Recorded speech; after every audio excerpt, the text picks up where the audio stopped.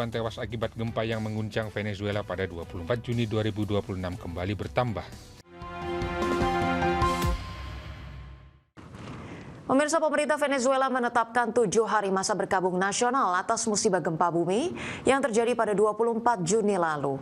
Gempa tersebut telah mengakibatkan 2.000 lebih warga tewas dan 12.000 lebih warga lainnya terdampak langsung. Jumlah korban tewas akibat gempa yang mengguncang Venezuela pada 24 Juni 2026 kembali bertambah, di mana pada Kamis pagi waktu Indonesia, pemerintah setempat mencatat lebih dari 2.200 orang meninggal dunia, sementara lebih dari 11.000 orang mengalami luka-luka. Presiden Majelis Nasional Venezuela Jorge Rodriguez menyebut, pemerintah juga menetapkan 7 hari berkabung nasional sebagai bentuk penghormatan kepada para korban. Selain korban jiwa dan luka-luka, terdapat 12.000 lebih warga yang terdampak langsung akibat bencana tersebut. Hingga kini tim penyelamat masih melakukan pencarian dan evakuasi di sejumlah daerah yang mengalami kerusakan paling parah. Adapun bertambahnya jumlah korban juga menunjukkan masih adanya warga yang ditemukan maupun proses verifikasi data dari wilayah-wilayah terdampak. Jorge Rodriguez menambahkan, pemerintah telah membuka puluhan lokasi pengungsian untuk menampung warga terdampak, di mana sebanyak 14 titik pengungsian disiapkan di La Guaira, sementara 55 lokasi lainnya beroperasi di Caracas, Miranda, dan sejumlah wilayah terdampak. Berbagai sumber, IDX Channel.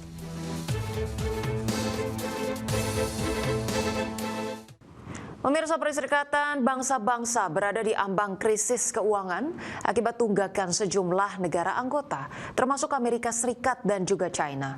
Sebelumnya, situasi ini telah diprediksi oleh Sekjen PBB Antonio Guterres. Perserikatan Bangsa-Bangsa berada di ambang krisis keuangan dan diproyeksikan kehabisan dana tunai operasional pada Agustus mendatang.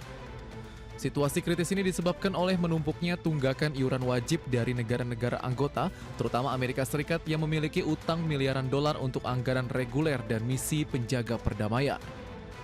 Asisten Sekretaris Jenderal PBB untuk Perencanaan Program, Keuangan dan Anggaran, Chandra Mouli Ramanathan mengatakan PBB akan menghadapi krisis keuangan pada September mendatang, kecuali jika Amerika Serikat dan China membayar kontribusi mereka. Namun meski Amerika Serikat dan China tetap membayar, dana operasional PBB diperkirakan akan habis pada akhir tahun 2026 ini.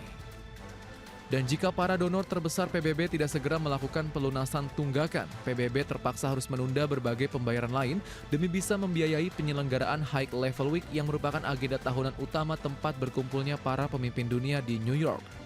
Sebelumnya pada awal tahun ini, Sekretaris Jenderal PBB Antonio Guterres sebenarnya telah memperingatkan bahwa organisasi tersebut akan kehabisan uang tunai pada bulan Juli ini. Namun menurut Ramanathan, adanya pengecualian dalam pengeluaran serta langkah penghematan membuat PBB mampu memperpanjang ketersediaan dananya hingga akhir musim panas ini. Berbagai sumber IDX Channel.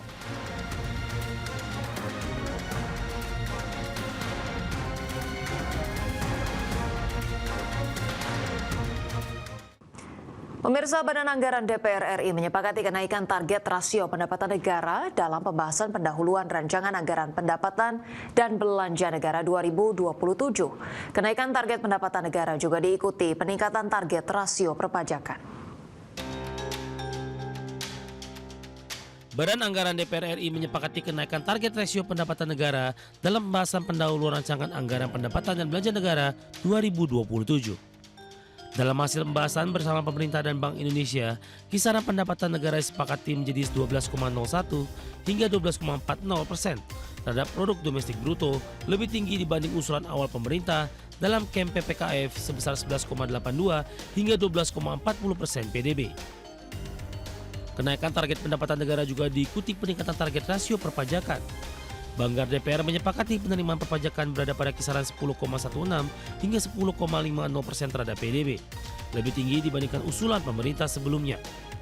Selain itu, target penerimaan negara bukan pajak juga dinaikkan menjadi 1,85 hingga 1,89% terhadap PDB. Sementara target hibah tetap dipertahankan pada kisaran 0,002 hingga 0,003% PDB. Wakil Ketua Badan Anggaran DPR RI Wihadi Wianto mengatakan peningkatan rasio pendapatan negara akan ditempuh melalui optimalisasi berbagai sumber penerimaan. mulai dari peningkatan efektivitas administrasi perpajakan, perbaikan kualitas layanan perpajakan yang inklusif, serta mengoptimalkan penerimaan dari sumber daya alam dengan tetap menjaga iklim investasi. Kebijakan di bidang pendapatan negara tahun 2027 diarahkan untuk mendorong peningkatan pendapatan negara secara bertahap dan berkelanjutan untuk mendorong pertumbuhan ekonomi tinggi. Peningkatan rasio pendapatan negara dilakukan melalui optimalisasi sumber-sumber pendapatan negara yang ditempuh antara lain melalui peningkatan pendapatan negara yang mengedepankan efektivitas administrasi perpajakan dan peningkatan kualitas layanan yang inklusif, peningkatan kepatuhan wajib pajak, serta perluasan basis perpajakan dan optimalisasi pendapatan negara yang bersumber pada SDA. Di sisi lain, Badan Anggaran tidak mengubah sejumlah asumsi dasar ekonomi makro yang sebelumnya diajukan pemerintah.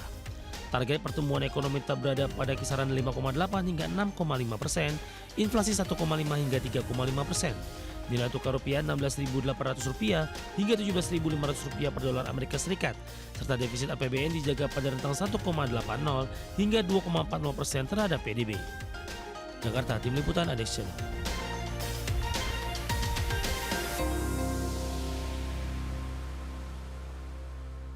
Ya, selanjutnya pemirsa, Menteri Keuangan Purbaya Yudi Sadewa optimistis bahwa BBM non-subsidi jenis Pertamax akan turun harga seiring turunnya harga minyak dunia.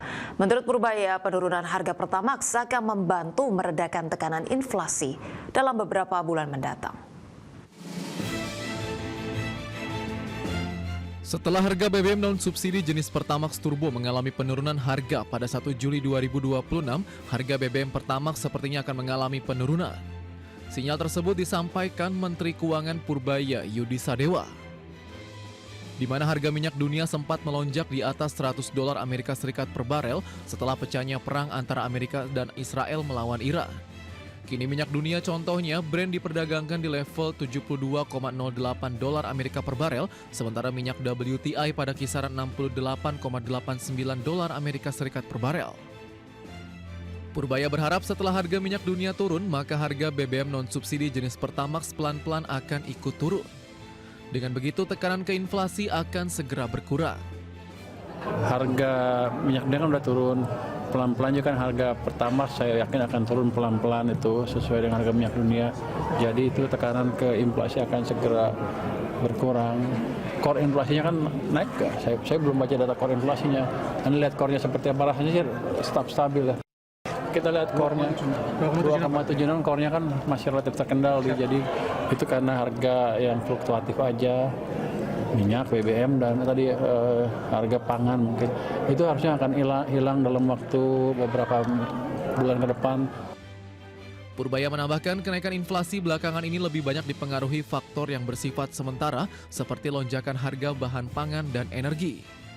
Sementara itu, inflasi inti masih berada di level yang terkendali, yakni 2,76%. Kondisi tersebut menunjukkan kenaikan inflasi saat ini bukan disebabkan oleh lonjakan permintaan pasar, melainkan oleh harga-harga yang berfluktuasi. Dari Jakarta, Ranis Tone Sanjaya, IDX Channel.